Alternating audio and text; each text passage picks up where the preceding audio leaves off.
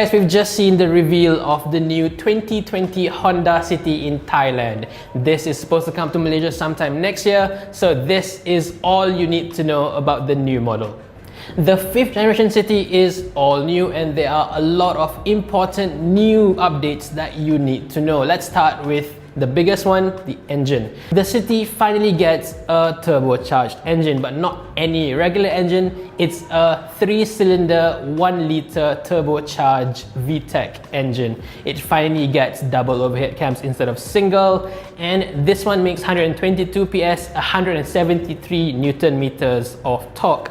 Honda says this has more power than 1.5-litre NA engine and the equivalent torque of a 1.8-litre NA engine. But beyond performance, this car is also said to be economical. Honda Thailand claims that this car can do up to 23.8 kilometers per litre. So for a car this big, that's pretty impressive. Looking at the numbers alone, this is a big upgrade over the current City, where it makes 120 PS and 145 Newton meters of torque. So despite being a smaller engine, this makes more power and torque compared to the old car. You do lose one cylinder, it's 3 instead of 4, but yeah, we'll see how it feels later on when we get it. Powering the front wheels is the same Earth Dreams CVT transmission exactly as before. Moving on to looks, this car is not groundbreaking. I think it looks very similar to the car that it replaces, but it does freshen up the whole thing with a lot of new fancy features such as big LED headlamps, this big grille that spans throughout the whole width of the car, and very nice LED tail lamps that sort of looks like a BMW from the back. Size-wise, it's a little bit bigger than before as well. It's 113 millimeters longer than before, although it's also wider but shorter compared to the old City. Interestingly, the wheelbase is slightly shorter than before, just under 2.6 meters, but Honda claims it has much more interior room compared to the old car, so we'll see when we take a look at the car properly. But for the first time, there is a new RS model for the Honda City. This brings on different bumpers front and rear, bigger 16-inch wheels, and even a signature color, Ignite Red. I think it looks pretty good.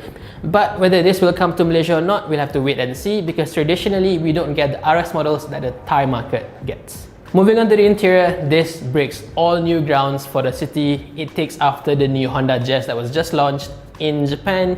It has a lot of vertical elements, including brand new aircon vents and this very sleek horizontal digital aircon controls.